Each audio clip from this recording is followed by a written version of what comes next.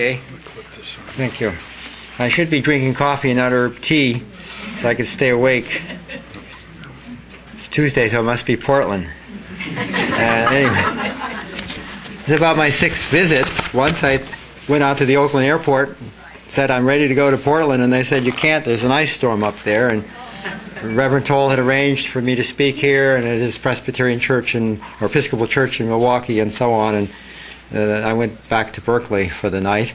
The next time I was to come up here, I got a plane from Boston to San Francisco. It arrived at noon. I had 3 hours to wait for the flight to Portland. That looked pretty easy. Sitting there, and they announced, United Airlines, that the flight was late coming from San Jose, and at 4 o'clock, 5 o'clock, at 7 o'clock I was supposed to be speaking right here.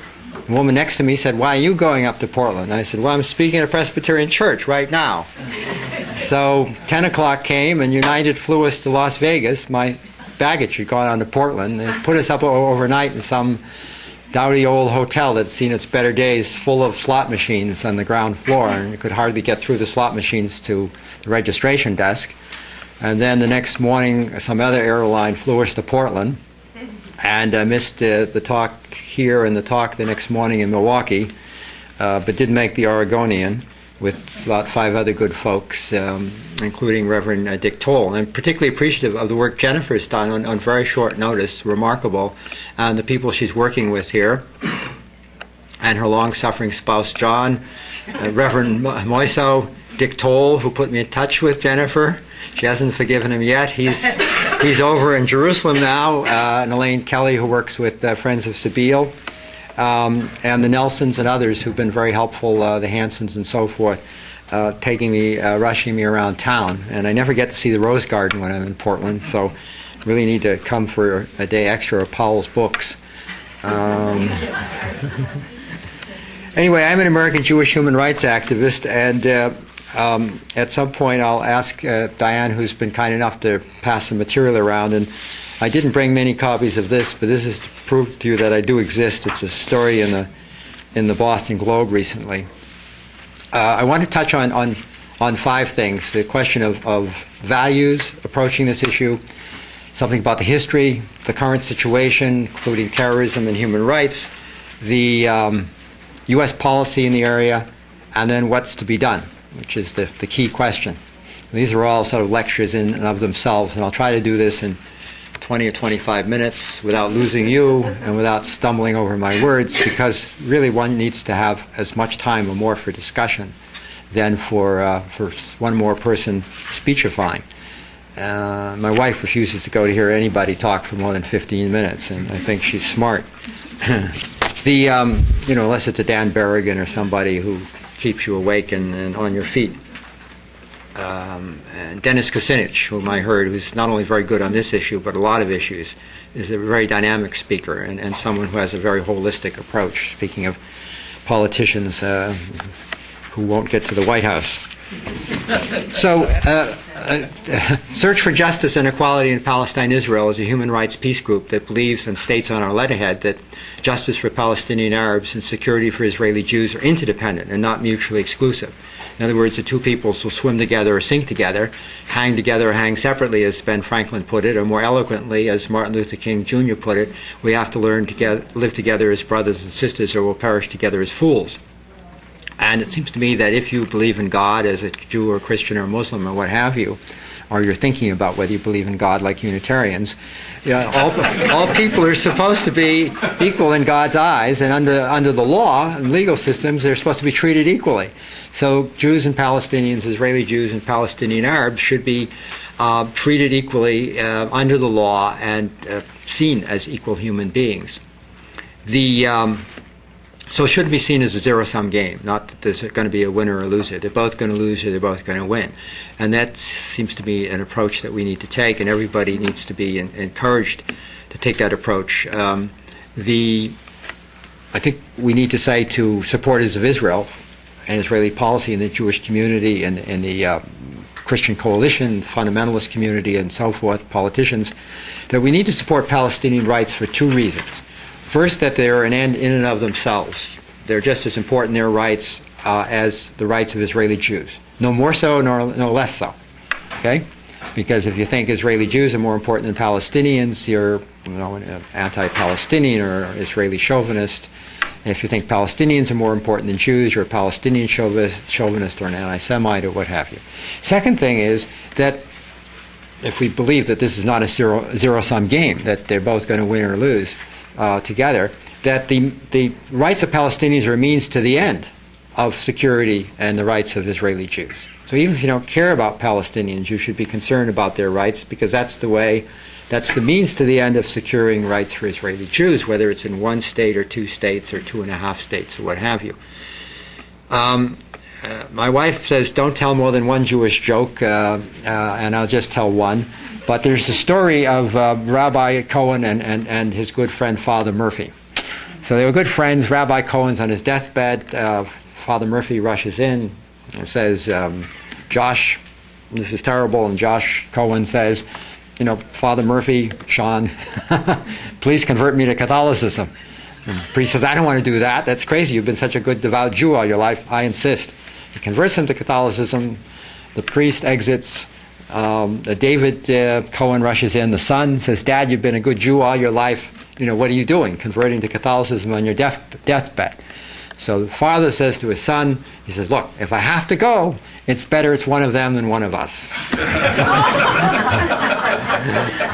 And I think this is the problem among Christians, Jews, and Muslims, among Palestinians, Israelis, and Americans, is it's, one of us is more important than 5 of them.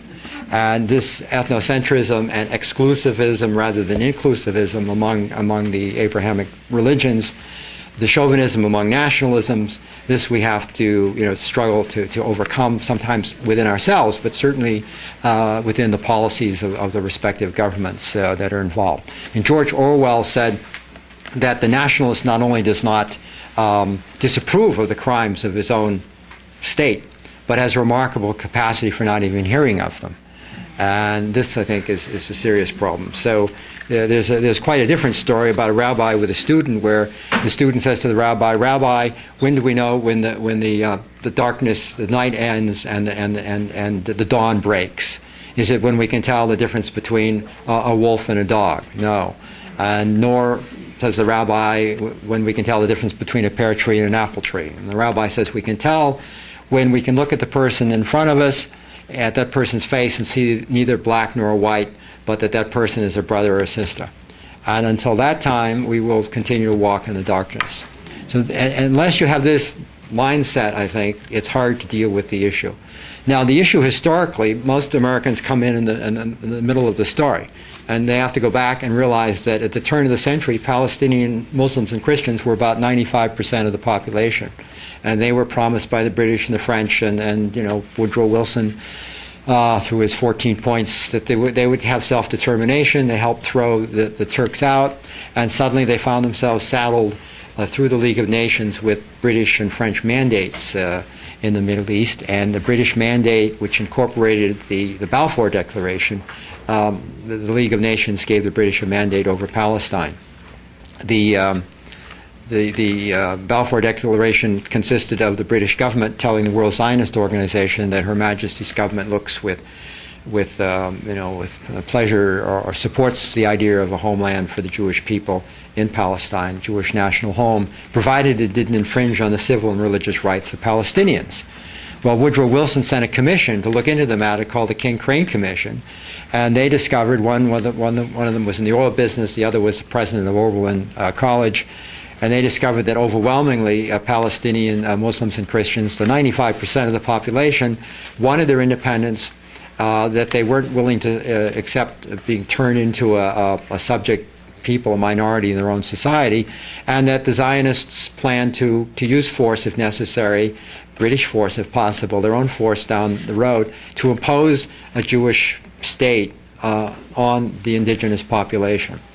So during the 20s, very few Jews in the world went to Palestine, and Zionism the idea that the homeland of Jews was in Eretz Israel, the land of Israel, didn't grab Jews. But during the 30s, because of the rise of the Third Reich, more Jews went. And so what you had at the end of World War II were survivors of the Holocaust and people who had gone earlier in the 30s. You had the Jewish population becoming a third Now I forgot. I don't tell my wife, but I will tell a second joke. But we'll just call it a story. You've all heard that the sun never set on the British Empire, right? You've heard this. Those of you who are old enough, like me, beards are sufficiently gray, or white. Does anyone know why the sun never set on the British Empire? You got it. God didn't trust the British in the dark. Now I think we have an American empire, and God's probably not trusting us in the dark. But anyway. So then we had the partition plan in 1947, where the Jewish state was to have about 55% of the population of the land mass between the Jordan River and the Mediterranean Sea, and the Palestinian state to be, the twin state, was to have 45%, even though the Palestinians were still 2/3 of the population. War broke out in 1948, and many Palestinian refugees, or Palestinians, fled and became the Palestinian refugees. Many fled as people flee a war theater. Many were forced out. And then there were subsequent wars, and in 1967 the Israelis took over the Gaza Strip, which Egypt had taken over. There was no Palestinian state that came out of the fighting in 1948. It was aborted, and what was to be the Palestinian state was taken over by Egypt, Jordan, and Israel. And under the partition plan, Jerusalem was to be a single open city, and it was partitioned by Jordan and Israel.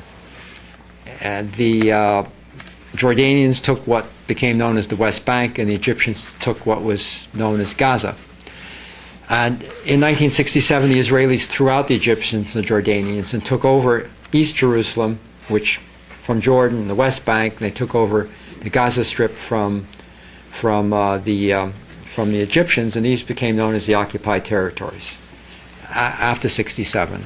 And what followed was the Israelis, rather than trying to trade off these occupied territories for peace, began to settle these areas with settlements, the Jewish settlements, which are illegal under international law. It's not just that it's illegal to take your populace and put it in occupied territories.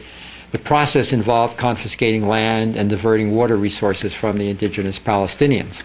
So at this point, you had three groups of Palestinians, and you have three groups today. You have the Palestinians, often forgotten, who are citizens of Israel, in a Jewish state, and they are second-class citizens. You have Palestinians in the occupied territories who are denied all sorts of basic rights, and the right to movement, the right to access to jobs, education, medical facilities. Thousands of their homes have been destroyed. We mentioned land confiscation and so forth. The major Israeli human rights group is called B'Tselem. It may be on this excellent flyer back there that lists websites, but it's BTSELEM.org. And they have done a lot of studies about violations of human rights in the occupied territories. And one of them, issued in 1998, on the 50th anniversary of the Universal Declaration of Human Rights, notes that Israel is violating 29 of the 30 articles of the Universal Declaration of Rights, everything but the article prohibiting slavery, in its treatment of Palestinians living under occupation. So that's a pretty powerful statement of how bad the occupation is. A Jordanian farmer told an Israeli journalist back in the 70s, he said, look, we lived under the Ottoman Turks, then we lived under the British, then we lived under the Jordanians, now we're living under the Israelis. 4 occupations. They all taxed us without representation. But the Israelis are the first ones to bring in settlers and take our land. In other words, a sort of static occupation, if you will, not necessarily benign, but certainly not colonialistic in the sense of taking people's land away from them. They could survive the first 3, but they're having a very hard time and may not survive this 4th. And this is the virulence of the Israeli occupation. What's happening to Palestinians in many ways has parallels to what happened to Native Americans. And Native Americans are still suffering here and there and everywhere in this country from various types of discrimination. So that's the situation. Then you have the question of terrorism. And the Palestinian violence suicide bombing and so on, needs to be deplored by supporters of the Palestinians, by everyone else, because A, it's horrific, and B, it is only hurting the Palestinians because it's giving Ariel Sharon excuses for even further oppressive measures. And the Israeli violence is state terrorism, but nobody will call it that. The media often calls it retaliation. What you have, though, is not Palestinian violence and Israeli retaliation. You have a cycle of violence. And both sides are using the wrong means, and the Israelis are trying to use violence to further occupy and entrench their occupation, which has to end in order to get the violence to end. The U.S. government's role has been really pernicious. While we talk about the peace process and we're trying to bring peace, since 1948, the U.S. government has given Israel, like given a friend who's drunk too much, the keys to the car. You don't do that. That's not friendship. We've allowed the Israelis to lurch from war to war, and they've suffered along with the Palestinians, so that at any point, U.S. pressure in Israel, there were peace offers from various Arab governments starting right after the 48 war. And most Americans don't know anything about these peace offers. So if the Israelis had been willing to compromise on the refugee problem, on a territorial compromise, even one, but certainly on both of these levels, they could probably have had peace with the Egyptians, the Syrians, not with Gaddafi or someone, but that really didn't matter. With their immediate neighbors that they'd fought wars with. So the U.S. has undercut by vetoing resolutions, dozens of resolutions in the UN, and opposing resolutions in the General Assembly, vetoing Security Council resolutions, and voting often with Israel and maybe the Micronesia or some island that I'd never heard of. One of the last votes, there were 100+ votes critical of Israel's policies, and there were 4 against. Israel and the U.S. and the other 2 places, I had to go to the Atlas. And I found there were 2 islands in the Pacific, a population, combined of like 30,000 people, and they each have a vote. So they voted along with Israel and the U.S. So that's the amount of support Israel has, and that's where the U.S. is at. So U.S. policy really has been part of the problem, not part of the solution. And by peace process, I think the U.S. means managing the conflict so it doesn't get totally out of hand, but there's no real interest in a settlement, a peace settlement. So much for U.S. policy. And we're giving Israel $3-4 billion a year. Some people would argue it's more, but at least that amount. And that is underwriting the Israeli occupation. This is in violation of U.S. law, which states that we should not be giving military and economic aid to any government which practices a consistent pattern of gross violations of human rights. Congress passed this legislation back in the mid-'70s. So we're violating with our money to Israel, for that matter, our money to Egypt and Turkey and the Philippines and so on. But Israel is the highest recipient and is occupying the land of another people. So there's no excuse for that type of aid. And in 1998, Search for Justice and Equality in Palestine, Israel got, I know there's at least one gentleman in the room, and maybe someone else down the hall. We got 1,100, I think the Reverend here, Jim Moiso, 1,100 religious leaders, mostly clergy, signed a petition that we circulated calling for a total cutoff of aid to Israel and the Palestinian Authority until they cease violating human rights. Both the Universal Declaration of Human Rights, which both Israel and the PA were violating, but also the Geneva Convention for the treatment of people in occupied territories, which says you don't put your civilian people in occupied territory, and so forth. And you don't take their water away from them, and you don't deprive them of access to medical care, and so on. This included, I can't cite Presbyterian bishops because the Presbyterians are too democratic to have them, but we got 22 ELCA bishops, about 60 Methodist, 60 Episcopal bishops, and several Catholic bishops among those, and we got national coverage. And this here, some of the coverage in the Christian Century and so forth, if Diana's still around here, who offered kindly to get these passed around. And the other two things, one are some letters we've had in the International Herald Tribune, the Christian Science Monitor, and the Chicago Tribune. And the final item, Diane, thank you, is, you see our letterhead, people are on it, Pete Seeger and Noam Chomsky. Bishop Gumbleton, who is the most progressive and thoughtful bishop in the Roman Catholic Church, and Casey Kasem, who many of you know, in the Arab American community, and so forth. So the question comes down to is what can we do about it? What can you do about it here and elsewhere? Because if those of us who go around speaking, which is the easy thing to do, the hard thing is to do what Jennifer did, and with help from others to set up the talks. Because I'm speaking from someone who's done both. And I know it's much harder to have someone to come to Boston and fill up 2 or 3 of their days, than to be the speaker to come into Portland and go around and yak at people and with people. So unless the Oregonian and the congressional delegation here begin to hear from you folks, nothing will change. So I'd rather speak to 9 people and know that the day after 3 of them are going to do something than speak to 50 and they say, that's great, and they go home and do nothing. So you can work in terms of contributing time and or funds, hopefully both, to local groups, several of which are here and sponsoring this talk, and time and or funds to work with us. The time would mostly be with the media, and the funds are very much needed because I didn't come out here in Air Force One or Air Force Two.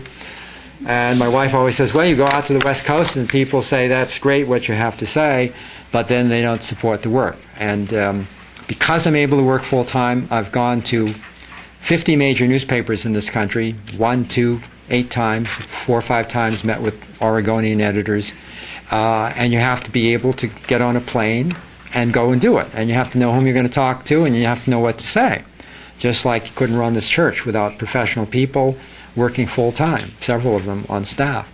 And the other thing with newspapers is I've written opinion articles for the Oregonian, 2 or 3, maybe 4, and also for some 30 major papers around the country. And helping to work with local people around the country so that they're empowered to be more effective with their media. So I've come to places like Portland and often gone in with local people who had never been into the Oregonian. And then I leave, but those local people can continue those contacts that they've made, the networking. So our work is very important, and the work of groups like Churches for Middle East Peace, which is a national effort of 14 groups, like the Presbyterian Church USA and like the ELCA. They have an office in Washington. There's a group called the U.S. Campaign to End the Occupation. There's a Jewish group called Jewish Voice for Peace. This is their button. I think it says, I just got it 2 days ago, 2 peoples, 1 future. They don't say 1 state or 2 states, that's open, but 1 future. They would like to go national. So all of these groups need financial support and volunteer time. Because on any issue under the sun, like the gun issue, people on both sides of the issue realize you need lobbyists, you need research, you need publicists, you need public speakers, you need people to work with the media, and you can't do that just with volunteers. You need the volunteers and you need the professional staff. So it helps to have a sort of a organizational memory. And if you have people working, day in and day out, they make the contacts and can continue to develop those contacts. Whether it's with Congress or the media or non-governmental organizations. So there are always the people that have put their finger on it. Before I get to those people, let me say something about John F. Kennedy coming from Massachusetts. I don't want to ignore our former president, or maybe John F. Kerry will be another JFK as president. But Kennedy said, those who make peaceful evolution impossible make violent revolution inevitable. Those who make peaceful evolution impossible make violent revolution inevitable.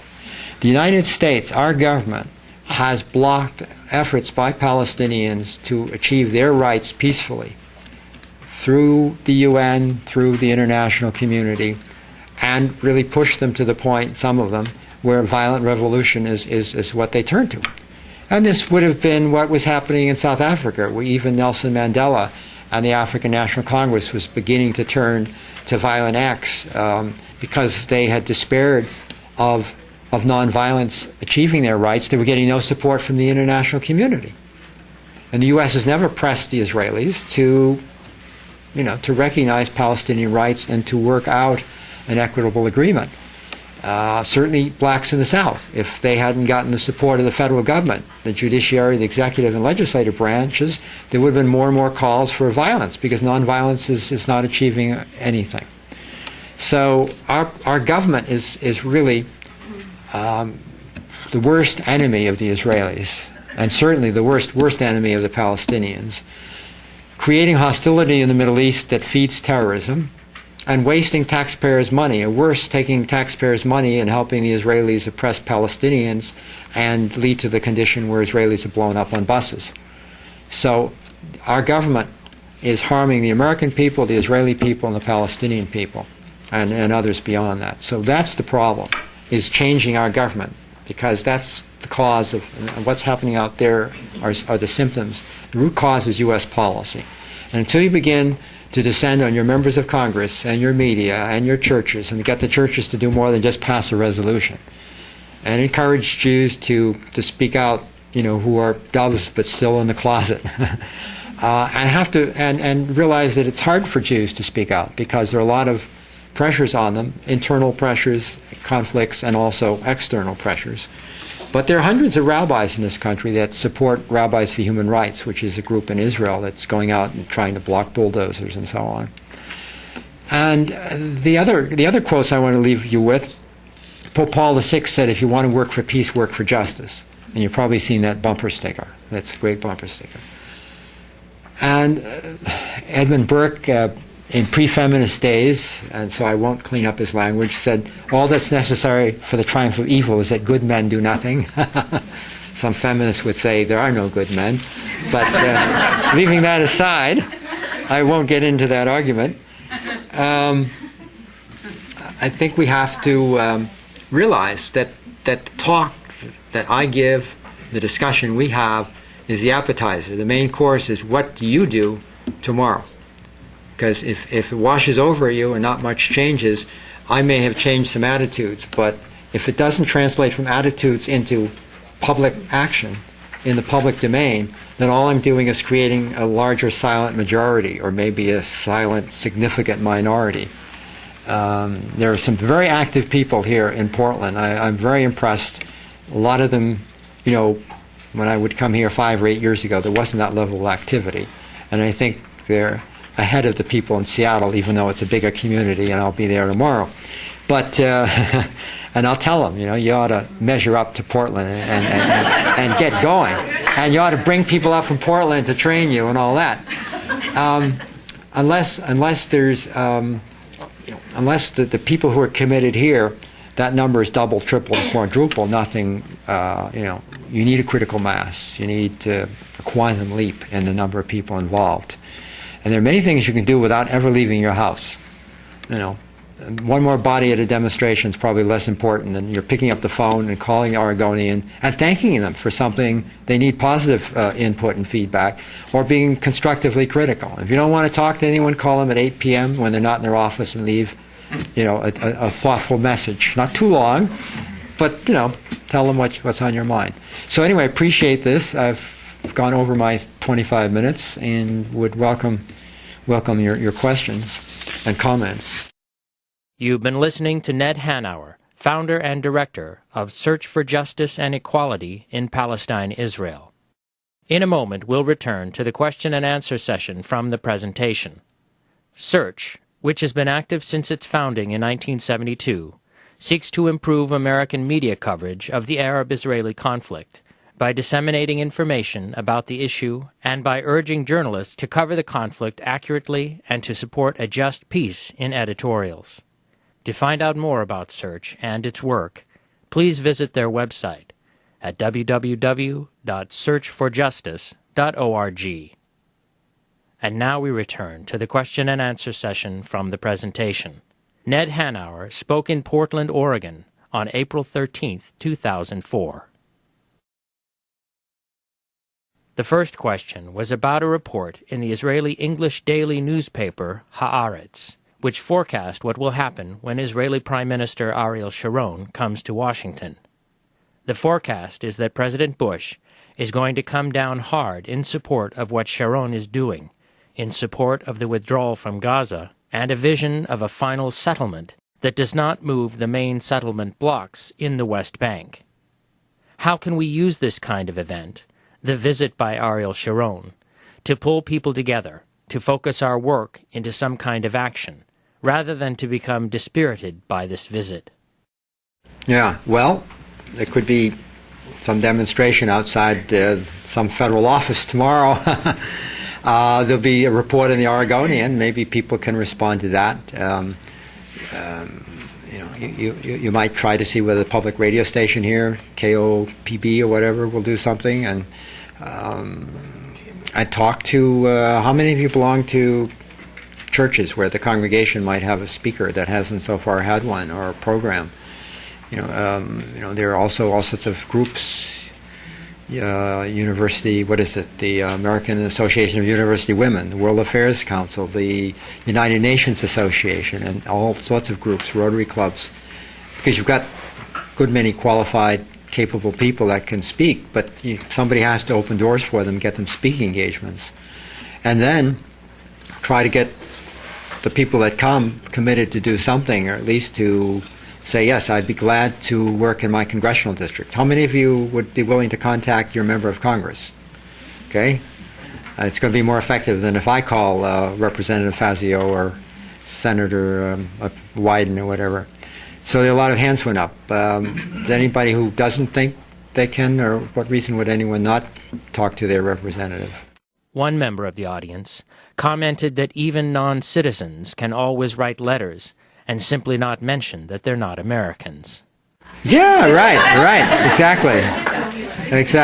They're not going to ask. And after all, if people want to make Schwarzenegger able to become president, who was born abroad, yeah. The next member of the audience said that he had had a conversation with a recent American ambassador to Jordan, and that the former ambassador's comment was that the biggest obstacle to changing American political opinion is not in fact the American Jewish community, but rather the evangelical Christian right. Do you have any insight into how we might be more effective in challenging and confronting these influences on U.S. public opinion about the conflict in Israel-Palestine?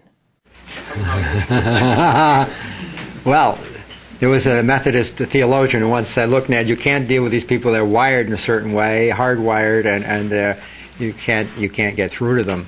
But certainly the Israel lobby is made up of a lot of Jewish organizations that aren't necessarily speaking for a monolithic constituency, and people like Jerry Falwell and Pat Robertson in the Christian Coalition, and maybe some people in the military-industrial complex that like to sell Israel all sorts of weapons that to keep that going. Because when we give Israel all these billions of dollars, they turn around and buy all sorts of American weapons. It's sort of like a subsidy from our pockets to Boeing or somebody.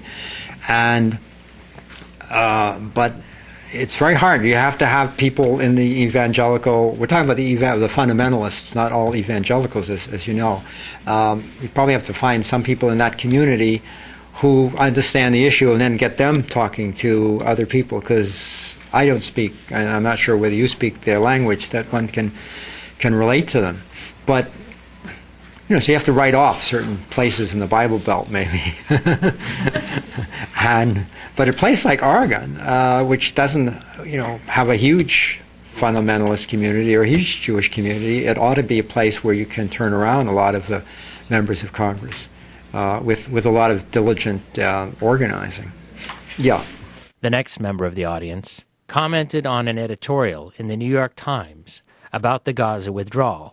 An editorial that was, this audience member said, for the most part, pretty good, except that it used the same language as seen in the Oregonian, emphasizing that there was no effective Palestinian leadership. And one wonders why they would think that Ariel Sharon, the butcher of Beirut, ought to be thought of as effective leadership. Yeah. My other question... There you go. Everybody should go back and email the Times tonight.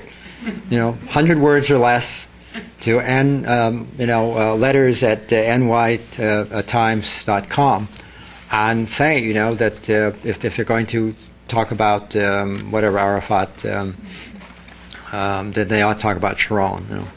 But go ahead. Sorry.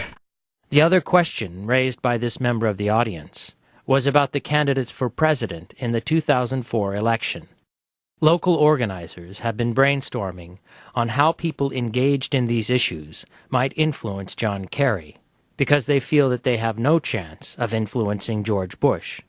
One thought was to try to organize in different cities to publish open letters directed to the candidates and addressing these issues.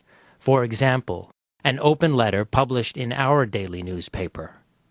Well, I would try to descend on whomever the Democratic delegates are from the state to the convention back in my city of Boston in July, and try to talk with them, meet with them before they go, and when they come back, I would try to press the Kerry campaign here and nationally by email, phone, tie up their phone line. Emails can be deleted or dismissed or something. You talk to someone on the phone, you sort of have to press them and you can maybe get a response. You have to force them to at least deal with the issue in a way that they don't have to with an email, where you never hear from them, or you get a form letter. And I would, get letters to the editor. That used to cost 33 cents or whatever stamp used to be, or still is, but email you can send for free. So if you're going to put $10,000 as an ad, I would put the $10,000 in and take on an intern or a student or a young person working part or full time that'll be organizing all sorts of people in each congressional district. Don't throw it at the Oregonian, in an ad. That's really ephemeral. It doesn't build a structure. It doesn't build anything that's enduring. It doesn't do organizing. This is how groups that get anything done, they organize, and you've got to have organizers to organize. You can't get around that unless you're willing to put in the money and the time that other groups and other causes do on both sides of the gun issue, both sides of the abortion issue, environmentalists and anti-environmentalists, and so forth. Each side has lobbyists, publicists, people that work with the media, research people. I was just in Berkeley, and my brother, who was one of the founders of the non-smokers' rights movement in this country, and became the president of the Americans for Non-Smokers' Rights, A&R, took me to their office, and they took on the tobacco lobby 20 years ago when people said you can't take on the tobacco lobby, and they've done a fantastic job. They got 15 people in Berkeley working full-time with all sorts of databases and so on. You can't do that without funds. And we ought to have, my wife, I want to go back and say we got 15 to 20 people, not just to put money, which would be nice, in the hat as it's passed tonight, but who will say, yeah, we'll support your work year in and year out, because whether you come to Portland or not, you're going places, and one city is as important as the other. But there ought to be the funding locally, so that the local groups that are sponsoring this tonight can have someone working part-time. Or when I go up to Seattle, I'll say, look, get Seattle together with people in Portland and Olympia and Salem and Eugene, and have a Northwest office for justice in the Middle East. Put it in Seattle or Portland, and between the two states, you ought to find $50,000 and have two people working full-time, one in each city. The money is there, but you have to ask people and you have to tell them what it's for. And you have to say, if we have people working around the clock, they're going to do lots of things that we don't have time to do. There are, people in this room who'll be glad to go out and speak, but someone has to open the doors for them and get the speaking engagements. And that can be a 22-year-old student or a 25-year-old right out of college. Or a 65-year-old, sure, or even a 70-year-old. Right. As I get older, an 80-year-old, why not? Yeah. The next member of the audience commented on some recent coverage by CNN, the cable news network, which ran an interview with Stephen Cohen of the Institute for Middle East Peace and Development. Mr. Cohen said that Ariel Sharon, during his upcoming visit to the United States, may try to lock in an agreement, something that will prevent the president, regardless of who is elected in November, from pursuing any peace process, that the U.S. would recognize the Israeli withdrawal from Gaza as legitimate and would essentially leave the ongoing illegal occupation of the West Bank untouched. Oh yeah, Sharon wants Bush, but Bush can make promises and go back on them. In fact, every presidential candidate, and this year it'll be Bush and Kerry, they say, well, when we become president, we're going to move our embassy from Tel Aviv to Jerusalem. It's still in Tel Aviv. Because as soon as you become president, you know what the old story I saw about a platform, it's something to run on, not to stand on. And as soon as you get elected, you jump off of it. And then suddenly they discover, no, we can't move the embassy to Jerusalem. So Bush can sort of fudge it and say, yes, the future border of the Palestinian state won't be right on the green line. And Sharon can go back and say, hey, look what Bush gave me. And Bush can think to himself, I gave him nothing, because if they keep some land in the West Bank, they can always give and maybe should give some land in Israel as a quid pro quo, a land swap, which is what the Geneva Accord that was sort of worked out between some moderates proposes. So I wouldn't worry about that, because if Kerry comes in, he can say he's not bound by what Bush said, and if Bush gets reelected, he won't be bound by what he said. And he may not remember what he said, so we don't have a problem with that. And maybe Sharon will be out, and Bush can say, well, that was agreement with Sharon, and now there's somebody else there. But in the end, unless we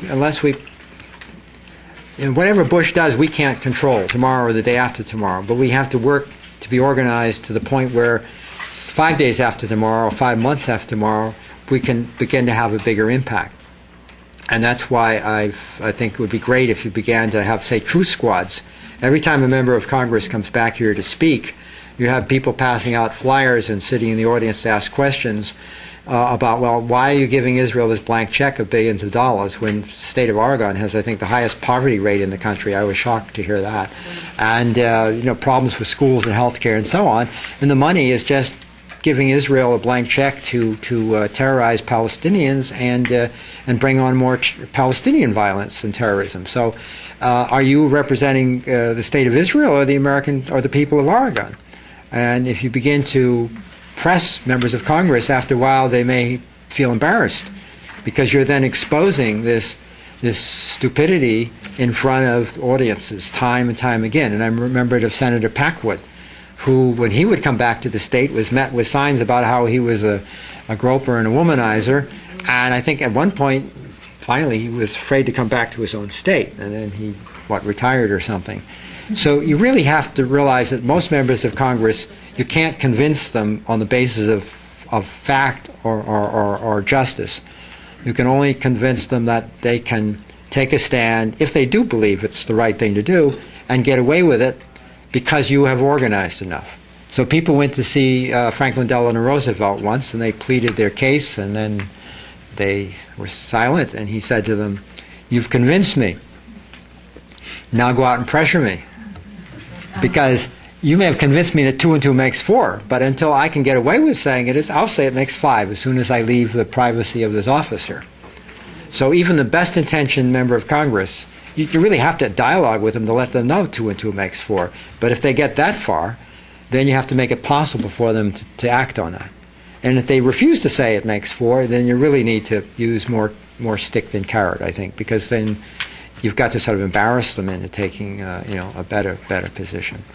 I think journalists are a different group. A lot of journalists are really trying to to be good journalists, to see what's going on, and you really need to dialogue with them and keep working with them.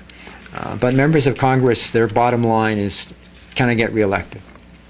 And that's Kerry's bottom line. He wanted to become president, and back in Massachusetts, where he had a pretty dovish constituency, he actually voted to give Bush this green light in October of 2002, which shocked a lot of people. He didn't feel any pressure from the left, and he just thought he could do that, and then he'd be all set to run for the White House. So you never know. My wife always says, you don't know what's in their heads. Who knows? Who cares? She says, you just have to judge them by how they vote. Why psychoanalyze and guess what's in Kerry's head, or what's in Bush's head, if anything? I have no idea why Bush does what he does, but we know he has a track record. He calls Ariel Sharon, who is a bona fide war criminal, and has been a war criminal since '53, 3 decades before Hamas was founded, and a decade before the PLO started. And Bush calls him a man of peace and has had him to the White House more often than I think any other foreign leader. So that says it all, I think. Yeah. Mm-hmm. And then... The next member of the audience described a question in a press conference with President Bush. He was asked about how unhappy the Iraqis were under the U.S. occupation, and the president replied that it was understandable that they were not happy with occupation. This member of the audience wondered why the president couldn't see that the situation was the same for Palestinians living under Israeli occupation. It's shocking he said that about the Iraqis, because they're not under occupation, they're liberated. So Oh, yeah,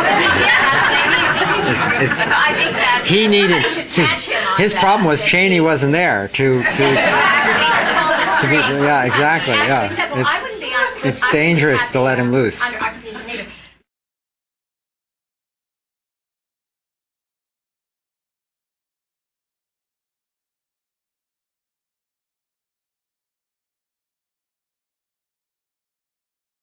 The question from this member of the audience was about whether the speaker had been able to do any better in getting his message out through radio talk show programs, such as Talk of the Nation on public radio. These programs have experts on to talk about the issues, but it seems that the producers and hosts of these programs are so afraid of the accusation of being liberal, although it's only the liberals and progressives that are supporting them and tuning into their programs. When these programs have a liberal or progressive guest, somebody who provides a more critical perspective on issues like Israel and Palestine, they seem to challenge those guests far more aggressively than they would otherwise.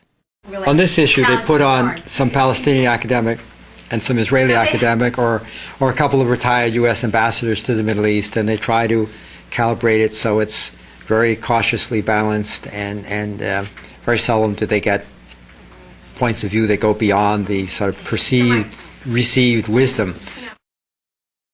This audience member interrupted the speaker to emphasize that her question was whether he had been successful in getting through those obstacles, perhaps to get on the program Fresh Air with Terry Gross. Even on Gross's program, she recently had a guest from the New York Times, a person who had lived in Jerusalem, and the way the interview proceeded, this guest would make a statement like, "The Israelis invaded Lebanon, and they were welcomed with candy and flowers, but then the tables were turned."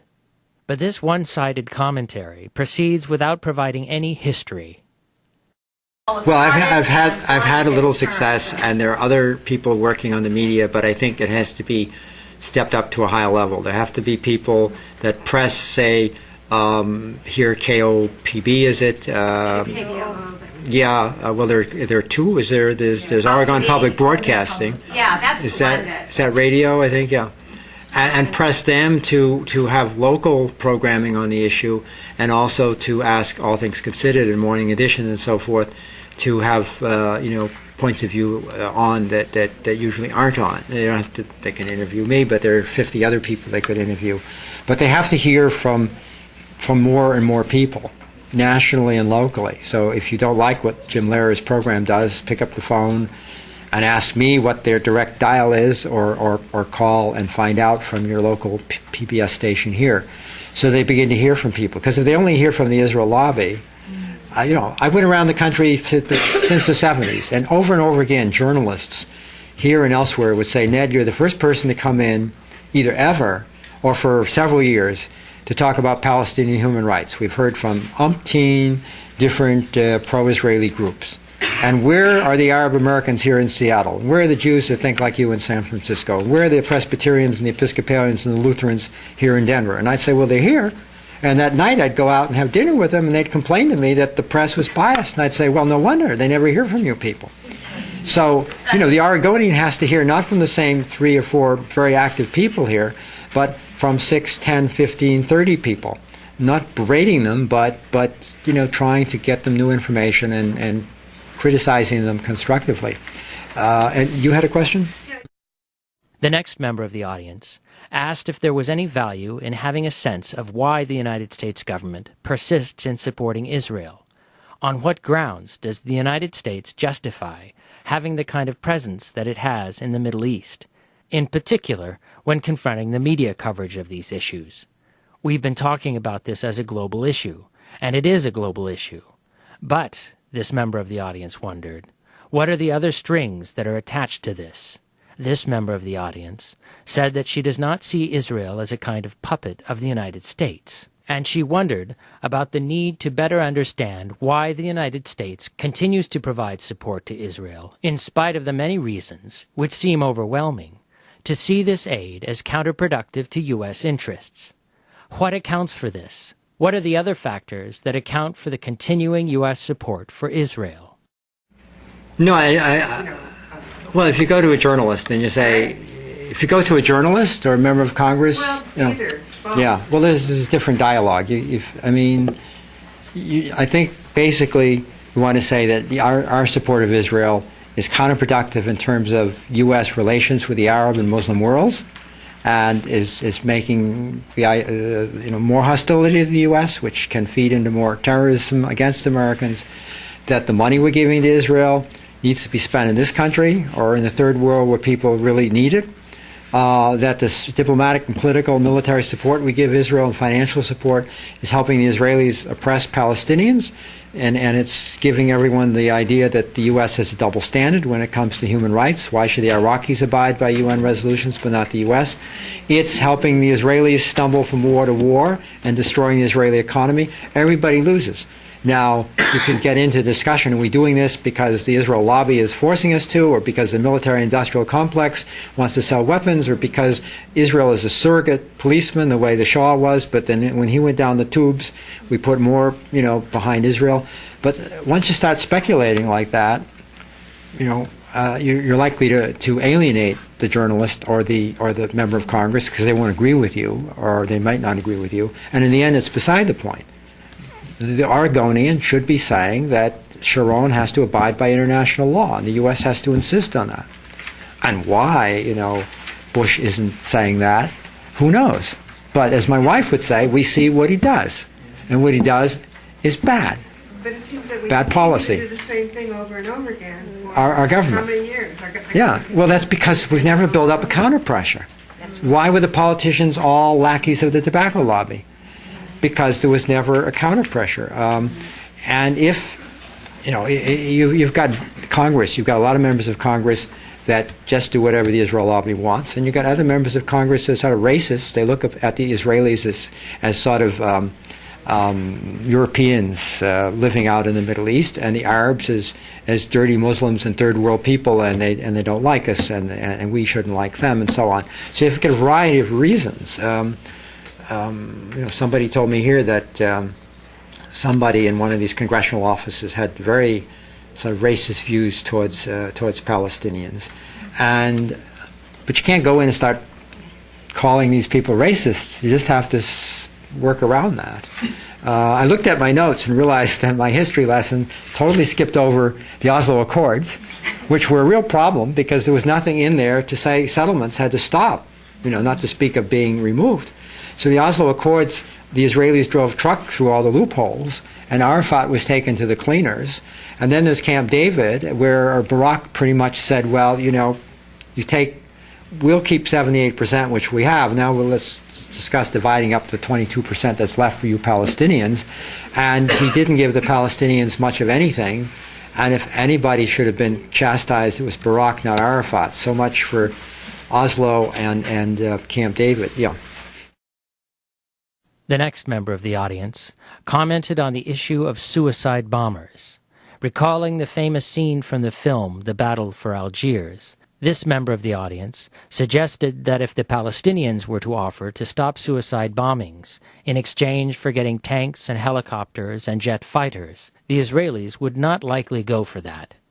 He said he did not expect the new administration in the White House would change any of these policies, and that a key part of the problem was Zionism.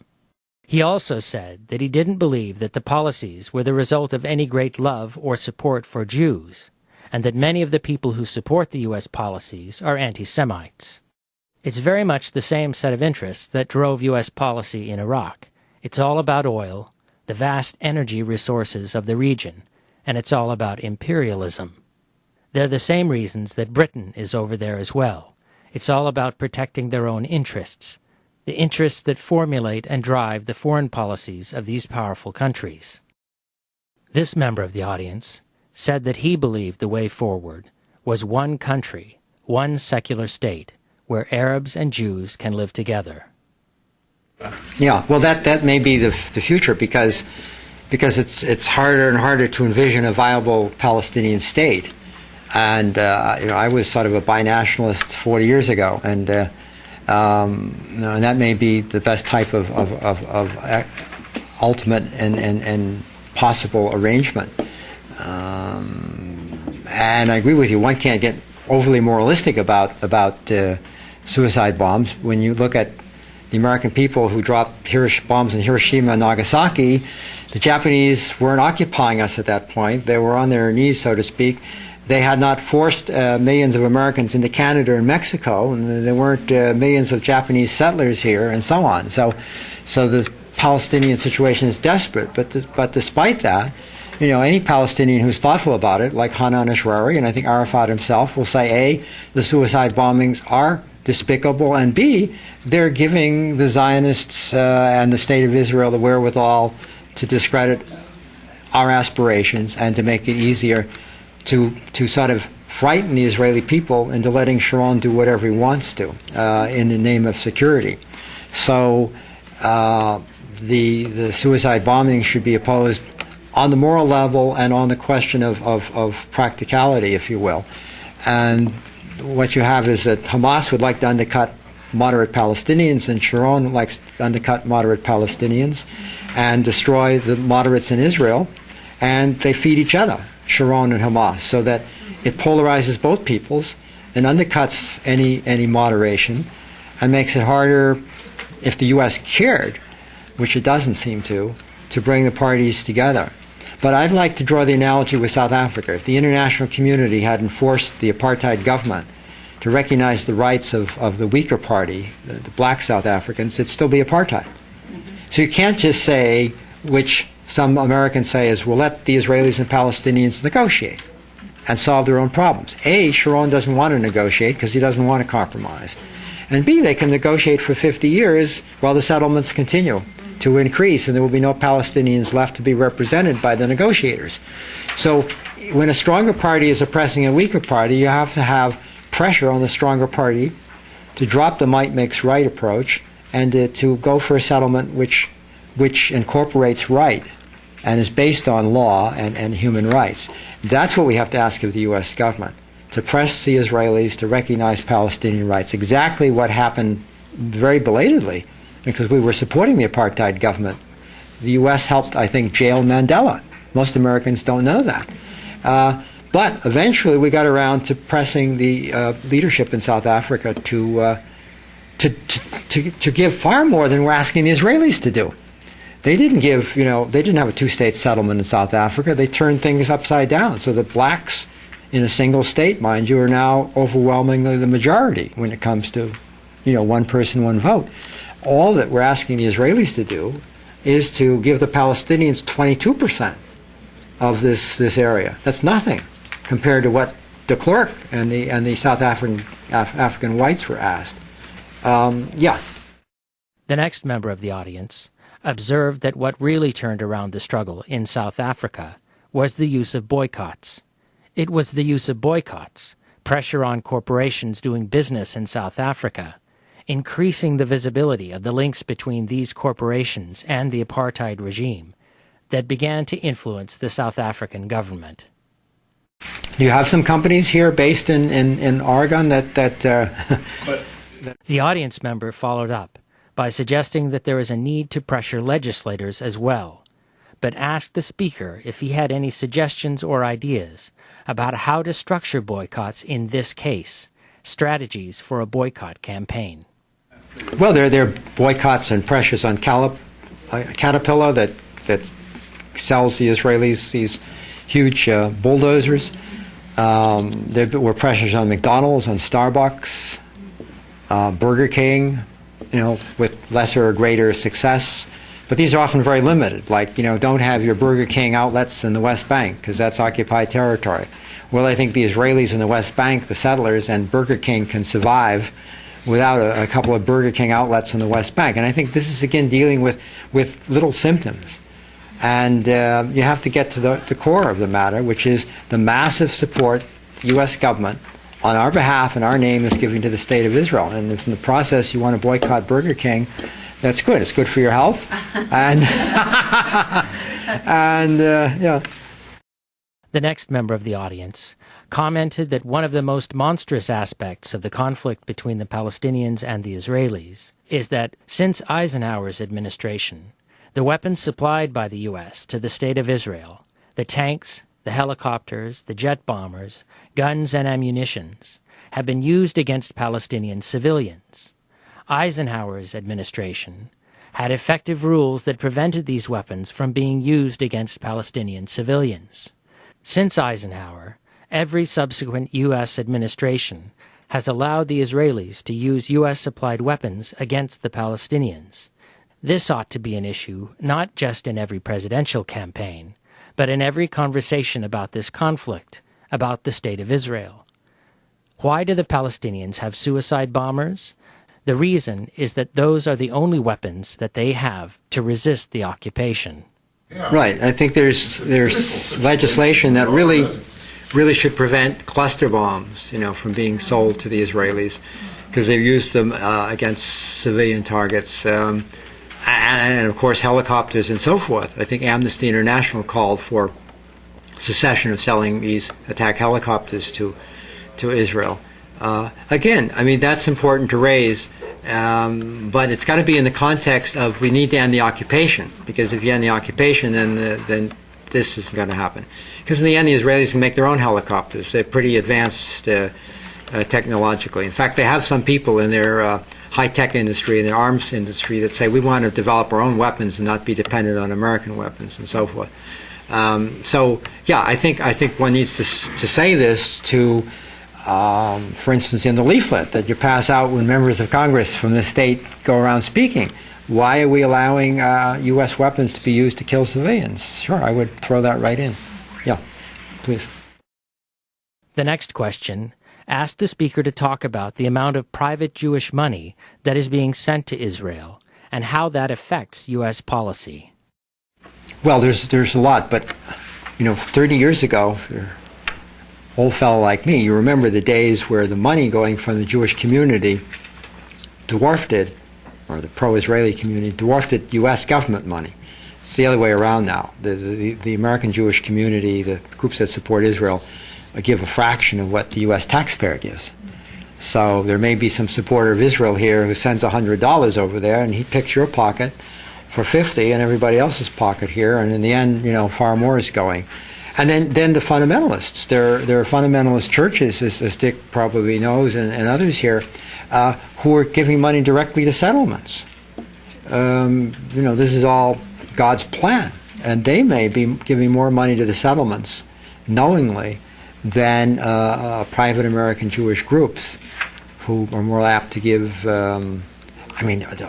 you can now give tax-exempt money to help members of the Israeli Defense Forces in hospitals and recreation centers, I don't think you can do that for American soldiers. You see these ads in the Jerusalem Post and in American Jewish newspapers.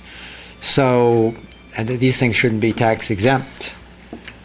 But I suspect it's peanuts compared to what the U.S. government is giving to Israel.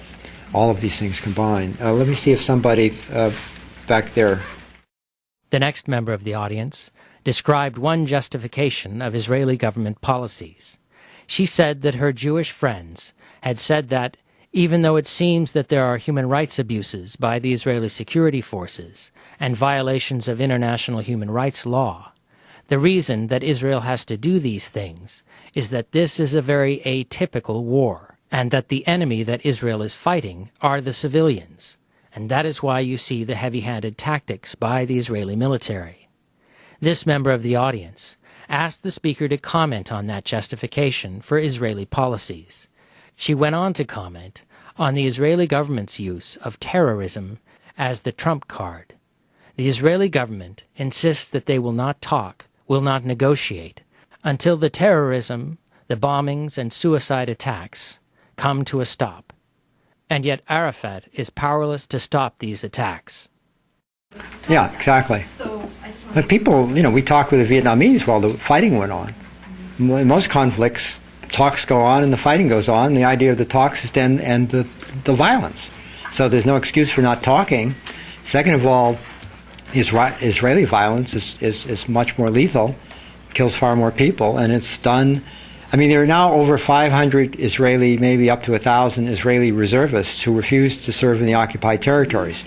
And they say there are two wars. There's a war against terrorism, to secure the Israeli people, and there's a war for the settlements, for their expansion. And we don't want to serve in that war because, A, it's very oppressive of the Palestinians. They say we do not want to serve in order to expel, dominate, starve, and humiliate the Palestinians. And second, while we're busy guarding the settlements and beating up on the Palestinians, more violent. And it's easier for Palestinians to go and bomb a bus in Jerusalem because we're not guarding the Israelis behind the Green Line. We're busy guarding the settlers. So our service is A, an injustice to the Palestinians, and B, it doesn't help the war to protect Israelis from violence. So we need to say to the American Jewish community and to journalists and members of Congress, look at what the Israelis are saying. They're saying that this is what Sharon is up to and that the U.S. should not be supporting it. Sure, you don't try to shoot someone from Hamas in a crowded civilian area. I mean, what if the 9/11 people, they did attack the Pentagon, which is a military target. What if there had been offices of the CIA in the trade towers? Probably were, or something like that. So, we got rid of that military office or something, and there was some collateral damage. So, and that's why pilots in Israel, some of them very highly trained and highly revered, a bunch of them refuse now to drop any bombs on civilian areas. And what you do is the Israelis put settlers into Gaza, which is illegal. They take land away from Palestinians, which is illegal. And then when Palestinians try to protect themselves and attack a settlement, then you have to kill more Palestinians. You have to destroy all their orchards and homes, within half a mile of the settlements. And the settlements expand, and then you have to destroy more. And where is this going to end? There was a cartoon once showing Israeli settlement 2066 being put in somewhere around Tibet, and there was this chasm, and there was some Tibetan with a shotgun trying to shoot a rock across the gap there at the settlement 2036 or something. And this was back at Golda Meir. Someone was prime minister saying, "Well, we've got to protect these settlements from those terrorists over there." So, which was Oliphant or someone who, and the cartoonists, they cut to the quick and the core, and they're usually pretty good on this issue, many of them. So I think you just have to say to people, the Israelis have a fence around Gaza. There was this one recent incident where some people got out of Gaza and committed a bombing attack, but primarily the Israelis are there to protect these settlers. All they have to do is take the settlers out, and they shouldn't have a problem with anyone in Gaza, and no one in Gaza will have a problem, at that point with Israeli settlers who won't be there anymore. Let me take one more question. How about I start circulating this while you're answering the question? Okay. Yeah. Baskets, which you pass along if you'd like to contribute to Ned's work. You can obviously see he's giving us some great motivations, ideas. Also, we saw lots of hands go up. Willingness to maybe help on this issue. Here's a sign-up sheet if you'd like to be contacted so that we can use your energies. There'll also be people at the door that have the sign-up sheets. How do we make out checks? Oh, checks. Checks to search are made out to Search. SEARCH. To the organization that Ned's the director. And if you're just putting in a $10 or $50 or $200 or $6 bill, put your name and address down so we can be in touch with you, and if you want, and thank you and put you on our mailing list. And certainly get on the mailing list that Jennifer's circulating, because the local groups are really geared up and need your involvement. The other thing is, I forgot to ask how you found out about tonight. How many of you found out through AUPHR's listserv alert? Great. How many of you found out through Sabil's alert? Great. How many found out through Jews for Global Justice? Great. How many through the Palestine Arab American Association? Okay. How about the Vancouver for Peace? Okay. Anyone else find out through a listserv? Well, we just did our church bulletin. Church Our bulletin? computer was out, so- Excellent. Okay. Which church? This one? Westminster. This This church. good. Okay. Yes. Portland Peaceful Response Coalition. Excellent. Thank you. Oh, Okay. good. And Oregonian. the Argonian. Oh. Yes. Okay. We did, yes. And Brit said it. Oh, That's right. good. Brit said it. Good. Also. Salem Solidarity with Palestinians. Oh, Great, good. great. You came up from Salem? The Salem Palestine. I love that. Salem Palestine Solidarity Group. Indie Media. Indie Media. Wonderful. How about back Okay. there? How did you Anybody find else? out How you found out? about tonight? Brit said it. And how about yourself, the non-citizen? Oh. Oh Yeah. yes. Oh, the media. Sorry. The media. Okay. Yeah, Americans United for Palestinians. Okay. Oh, okay, good, Great. good. Okay. And the gentleman sitting next to you also? Together. Okay. That's what I Thank you. suspected, yeah. Now, I also want to call your attention, if you don't know about AUPHR's webpage, it's excellent, and there's a calendar posted on the left. If you click on it, it'll show you a month at a shot or two, and then you'll find out about upcoming different speakers, events, etc. And we have, some of you know, I've contacted various organizations that are active on this issue. So some of you have volunteered to be representatives to meet with Ned after this. We are going to be meeting at 8:30 in room B. So if you were contacted by me about that, that's where you will meet at 8:30. So you have probably time for one more question. And we do have a website, not as sophisticated as a lot of others, but it's www.searchforjustice, all run together, and for spelled out FOR.org. And the homepage shows an American Jewish woman, Ellen Siegel, and a Palestinian woman, Gada, I think, Carney, I've forgotten her name. They both have signs, and one sign says, "I'm a Palestinian, I was born in Jerusalem, but I cannot return home." And the other one says, "I'm an American Jew, I was born in the U.S., but I can, quote, return, unquote, to Israel."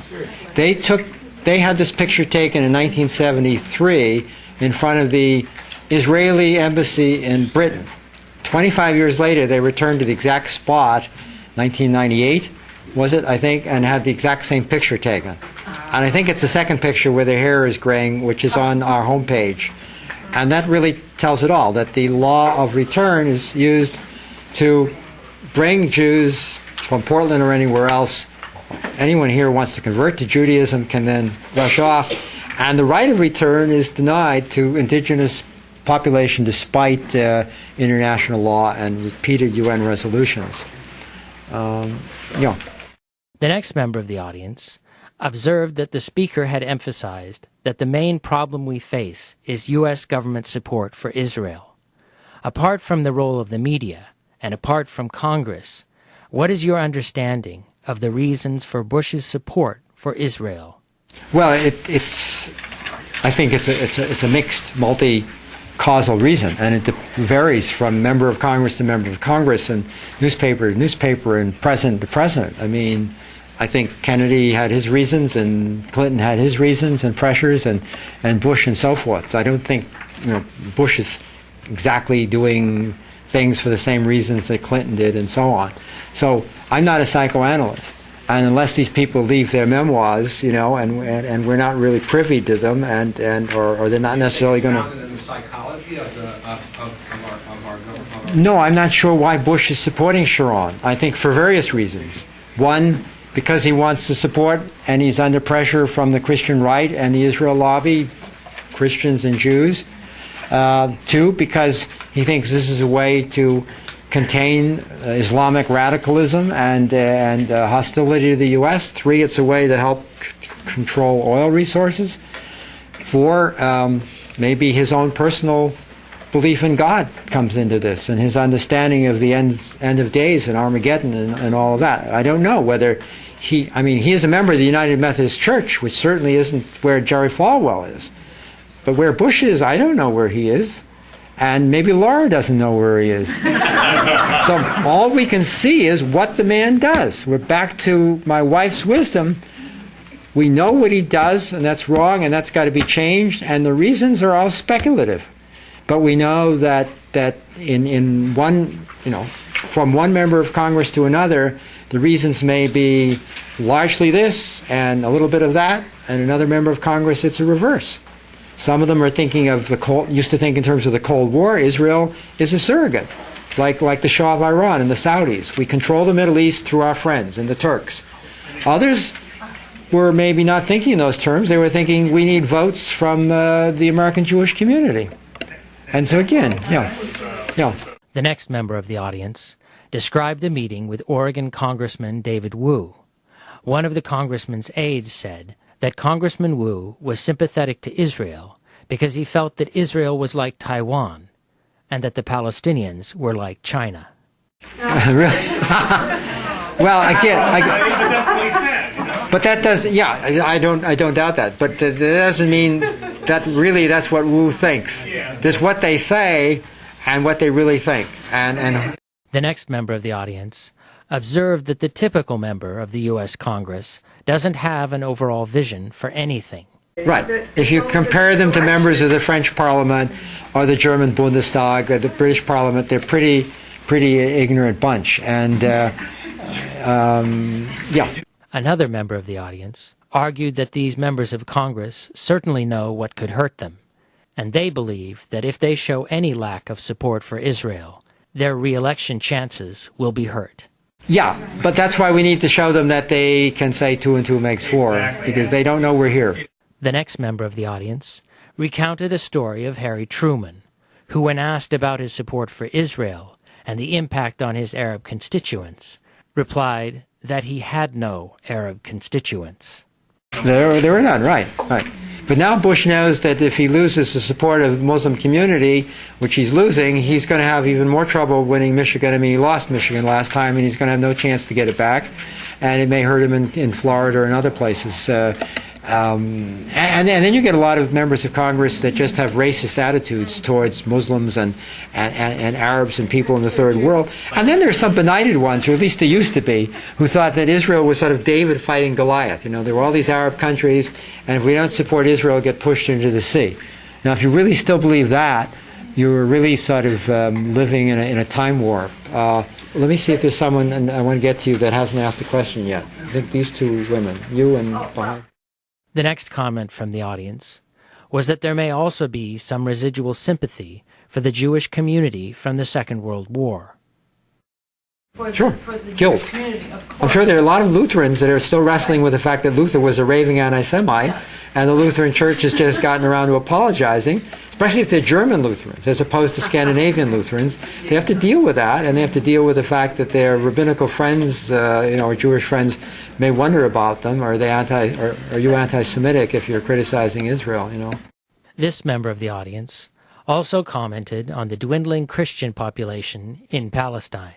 Most of the Christians in the region are Palestinian.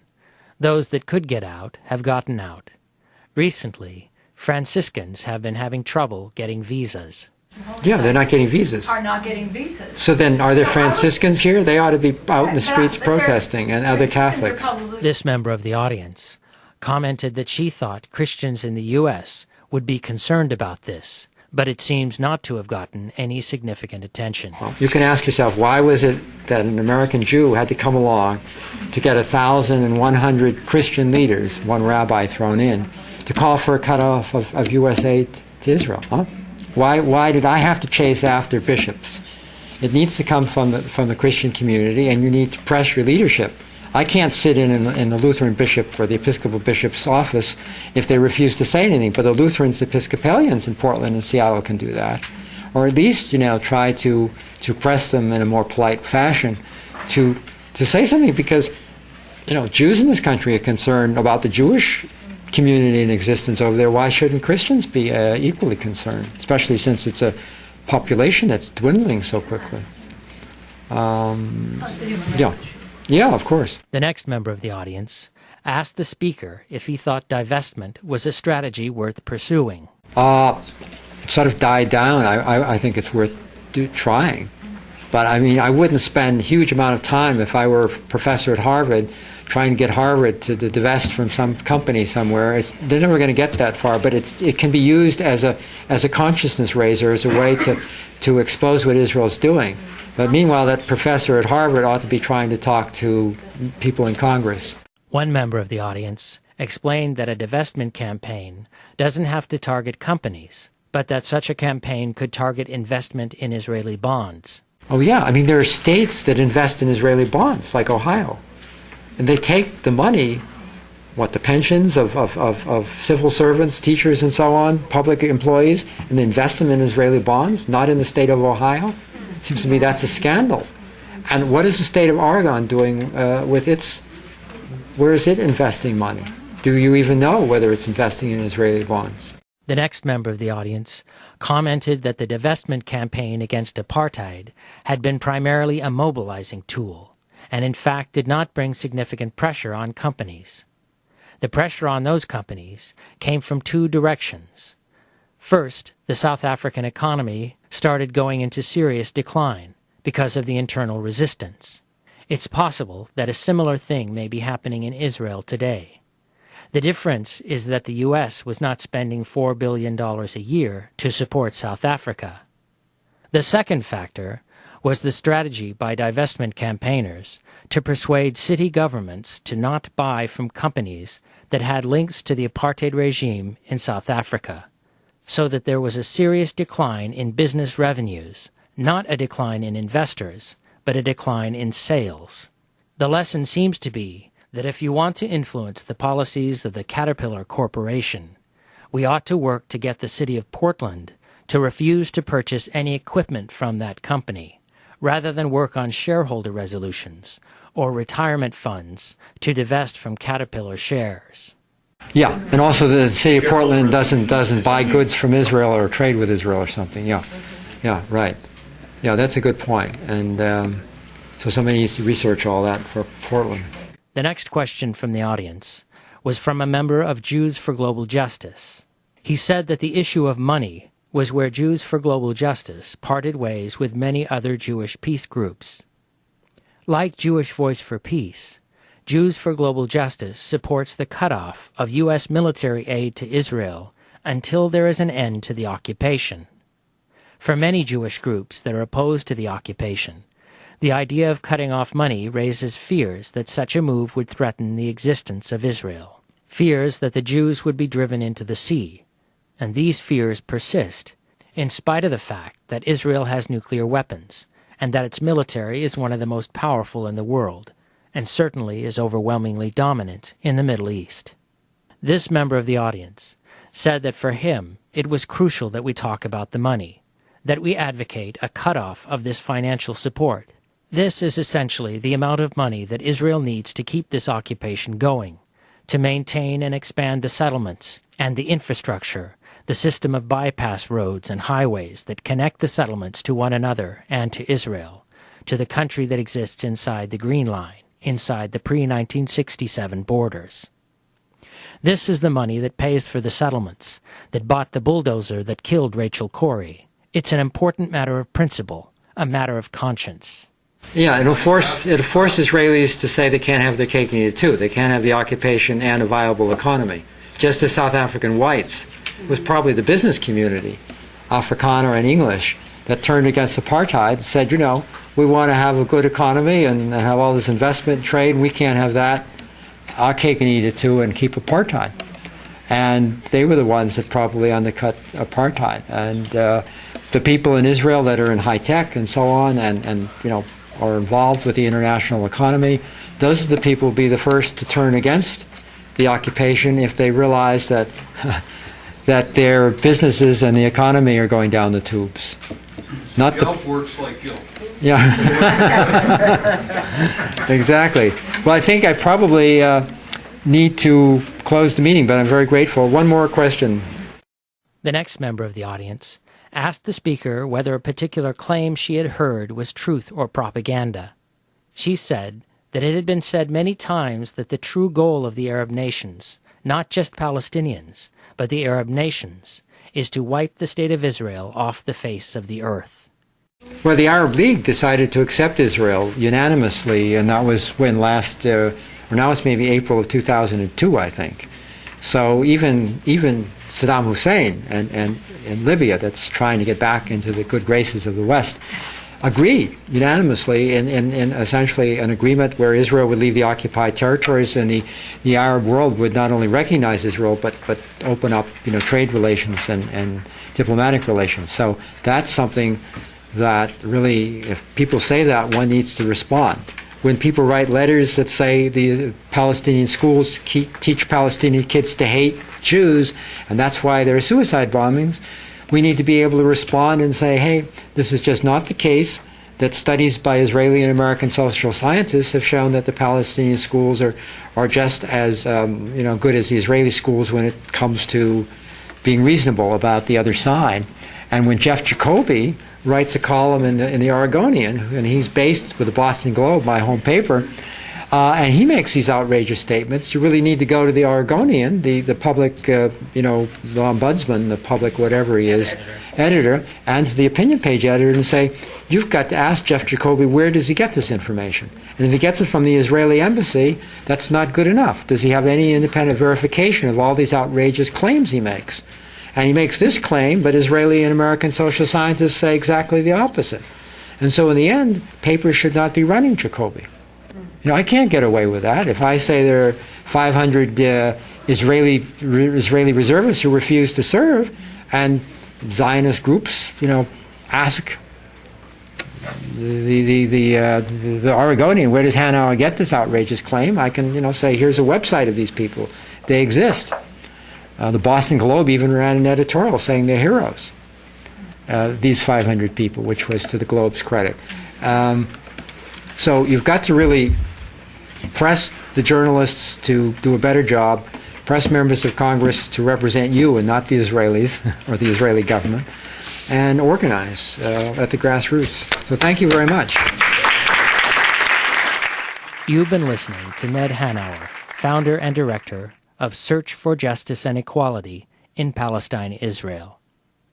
Search, which has been active since its founding in 1972, seeks to improve American media coverage of the Arab-Israeli conflict by disseminating information about the issue and by urging journalists to cover the conflict accurately and to support a just peace in editorials.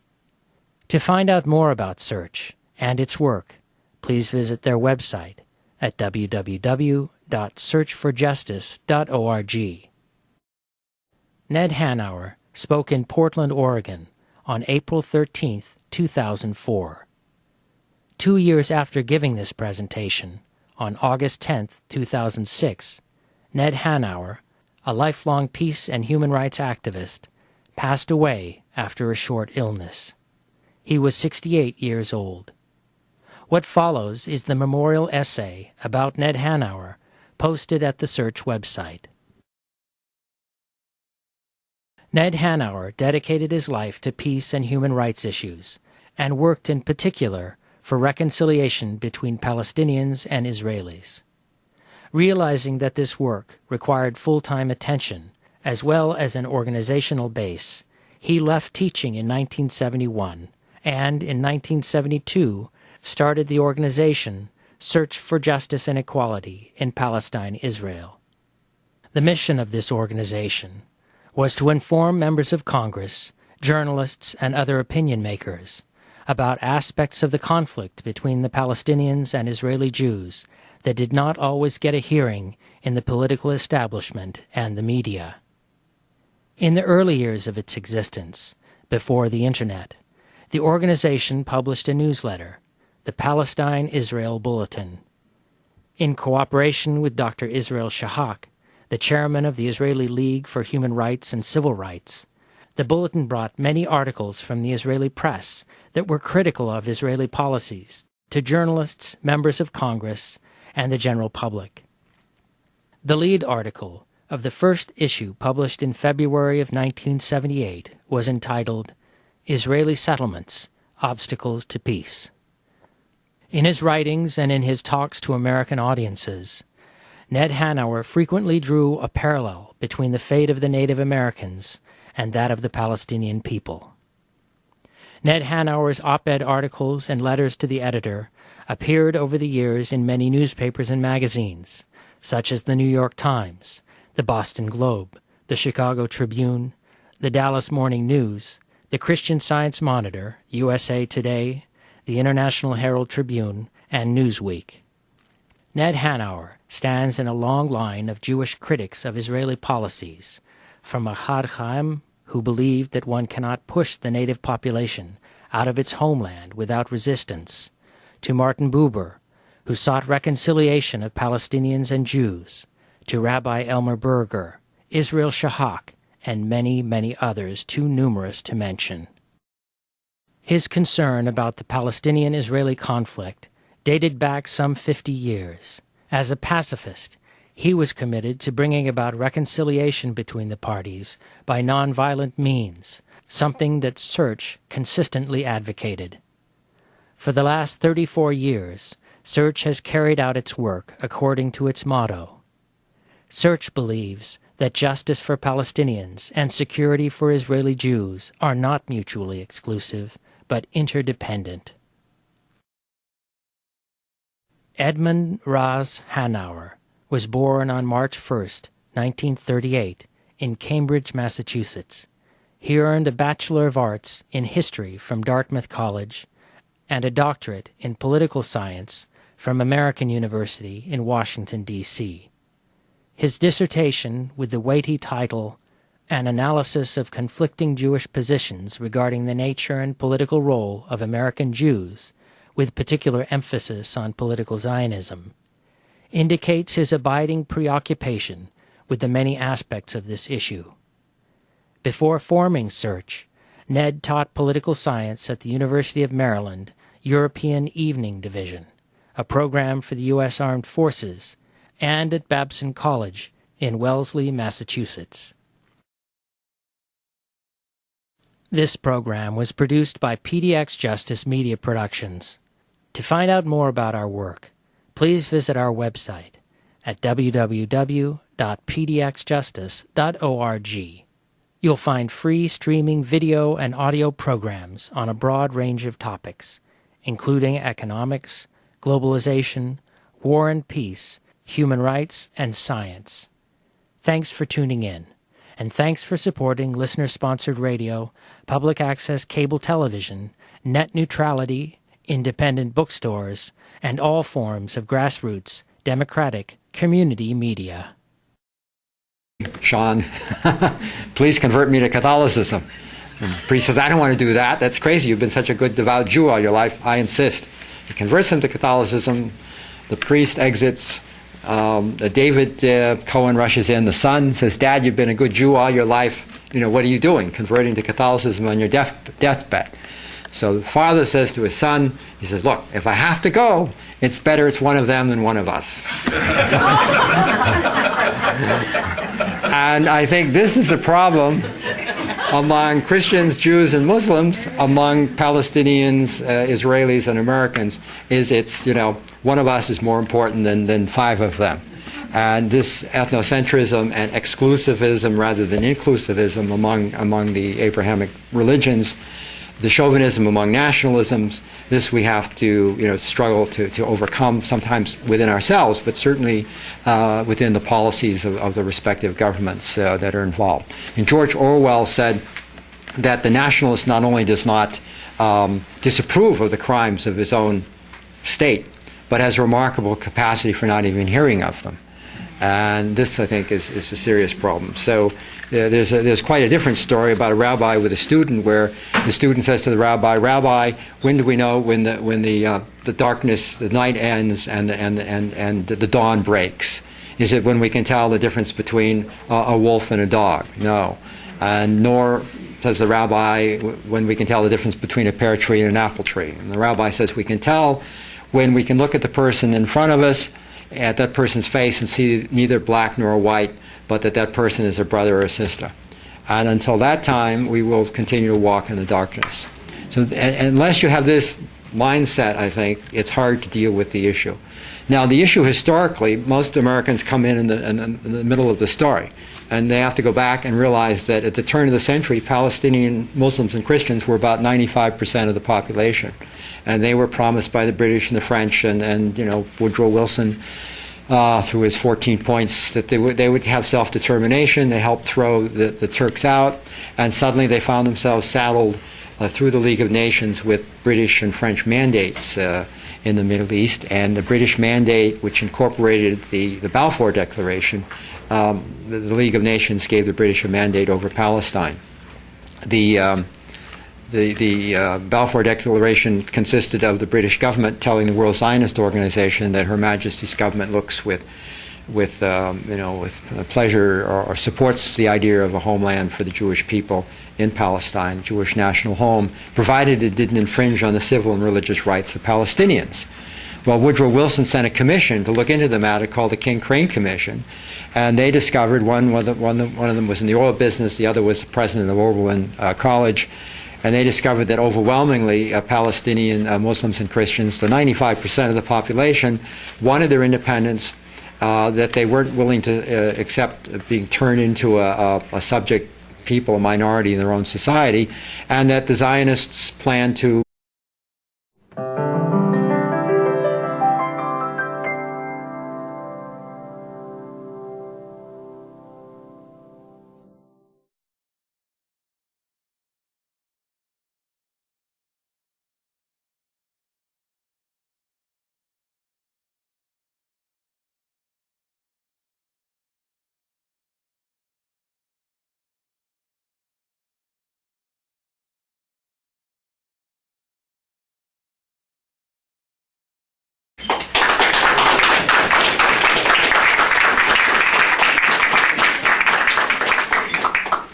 Oh, okay. Thank you. I should be drinking coffee and not herb tea so I could stay awake. It's Tuesday, so it must be Portland. Anyway, it's about my 6th visit. Once I went out to the Oakland airport, said I'm ready to go to Portland, and they said you can't. There's an ice storm up there, and Reverend Toll had arranged for me to speak here and at his Presbyterian church or Episcopal church in Milwaukee and so on, and I went back to Berkeley for the night. The next time I was to come up here, I got a plane from Boston to San Francisco. It arrived at noon. I had 3 hours to wait for the flight to Portland. That looked pretty easy. Sitting there, and they announced, United Airlines, that the flight was late coming from San Jose, and at 4 o'clock, 5 o'clock, at 7 o'clock I was supposed to be speaking right here. The woman next to me said, "Why are you going up to Portland?" I said, "Well, I'm speaking at a Presbyterian church right now." So 10 o'clock came, and United flew us to Las Vegas. My baggage had gone on to Portland. They put us up overnight in some dowdy old hotel that's seen its better days, full of slot machines on the ground floor, and you could hardly get through the slot machines to the registration desk. And then the next morning, some other airline flew us to Portland, and I missed the talk here and the talk the next morning in Milwaukee, but did make the Oregonian with about 5 other good folks, including Reverend Dick Toll. And I'm particularly appreciative of the work Jennifer's done on very short notice, remarkable, and the people she's working with here, and her long-suffering spouse, John, Reverend Moiso, Dick Toll, who put me in touch with Jennifer. She hasn't forgiven him yet. He's over in Jerusalem now, and Elaine Kelly, who works with Friends of Sabile, and the Nelsons and others who've been very helpful, the Hansons and so forth, taking me, rushing me around town. And I never get to see the Rose Garden when I'm in Portland, so really need to come for a day extra of Powell's books. Anyway, I'm an American Jewish human rights activist, and at some point I'll ask Diane, who's been kind enough to pass some material around, and I didn't bring many copies of this, but this is to prove to you that I do exist. It's a story in the Boston Globe recently.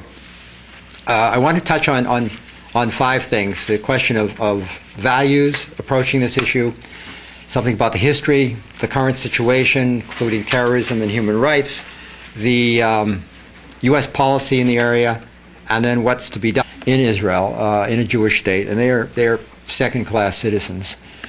You have Palestinians in the occupied territories who were denied all sorts of basic rights and the right to movement, the right to access to jobs, education, medical facilities. Thousands of their homes have been destroyed. We mentioned land confiscation and so forth. The major Israeli human rights group is called B'Tselem. It may be on this excellent flyer back there that lists websites, but it's btselem.org. And they have done a lot of studies about violations of human rights in the occupied territories. And one of them, issued in 1998, on the 50th anniversary of the Universal Declaration of Human Rights, notes that Israel is violating 29 of the 30 articles of the Universal Declaration of Rights, everything but the article prohibiting slavery, in its treatment of Palestinians living under occupation. So that's a pretty powerful statement of how bad the occupation is. A Jordanian farmer told an Israeli journalist back in the 70s, he said, look, we lived under the Ottoman Turks, then we lived under the British, then we lived under the Jordanians, now we're living under the Israelis. 4 occupations. They all taxed us without representation. But the Israelis are the first ones to bring in settlers and take our land. In other words, a sort of static occupation, if you will, not necessarily benign, but certainly not colonialistic in the sense of taking people's land away from them. They could survive the first 3, but they're having a very hard time and may not survive this 4th. And this is the virulence of the Israeli occupation. What's happening to Palestinians in many ways is parallels to what happened to Native Americans. And Native Americans are still suffering here and there and everywhere in this country from various types of discrimination. So that's the situation. Then you have the question of terrorism and the Palestinian violence, suicide bombing and so on, needs to be deplored by supporters of the Palestinians, by everyone else, because A, it's horrific, and B, it is only hurting the Palestinians because it's giving Ariel Sharon excuses for even further oppressive measures. And the Israeli violence is state terrorism, but nobody will call it that. The media often calls it retaliation. What you have, though, is not Palestinian violence and Israeli retaliation. You have a cycle of violence. And both sides are using the wrong means, and the Israelis are trying to use violence to further occupy and entrench their occupation, which has to end in order to get the violence to end. The U.S. government's role has been really pernicious. While we talk about the peace process and we're trying to bring peace, since 1948, the U.S. government has given Israel, like given a friend who's drunk too much, to use force if necessary, British force if possible, their own force down the road, to impose a Jewish state on the indigenous population. So during the 20s, very few Jews in the world went to Palestine, and Zionism didn't. The idea that the homeland of Jews was in Eretz Israel, the land of Israel, didn't grab Jews. But during the 30s, because of the rise of the Third Reich, more Jews went. And so what you had at the end of World War II with survivors of the Holocaust and people who had gone earlier in the 30s, you had the Jewish population becoming a third. Now I forgot. I don't tell my wife, but I will tell a second joke. But we'll just call it a story. You've all heard that the sun never set on the British Empire, right? You've heard this. Those of you who are old enough, like me, beards are sufficiently gray, or white. Does anyone know why the sun never set on the British Empire? You got it. God didn't trust the British in the dark. Now I think we have an American empire, and God's probably not trusting us in the dark. But anyway. So then we had the partition plan in 1947, where the Jewish state was to have about 55% of the population of the land mass between the Jordan River and the Mediterranean Sea, and the Palestinian state to be, the twin state, was to have 45%, even though the Palestinians were still 2/3 of the population. War broke out in 1948, and many Palestinian refugees, or Palestinians, fled and became the Palestinian refugees. Many fled as people flee a war theater. Many were forced out. And then there were subsequent wars, and in 1967 the Israelis took over the Gaza Strip, which Egypt had taken over. There was no Palestinian state that came out of the fighting in 1948. It was aborted, and what was to be the Palestinian state was taken over by Egypt, Jordan, and Israel. And under the partition plan, Jerusalem was to be a single open city, and it was partitioned by Jordan and Israel. And the Jordanians took what became known as the West Bank, and the Egyptians took what was known as Gaza.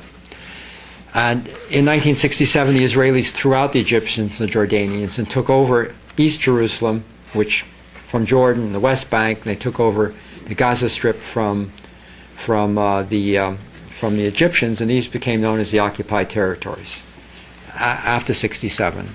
And what followed was the Israelis, rather than trying to trade off these occupied territories for peace, began to settle these areas with settlements, the Jewish settlements, which are illegal under international law.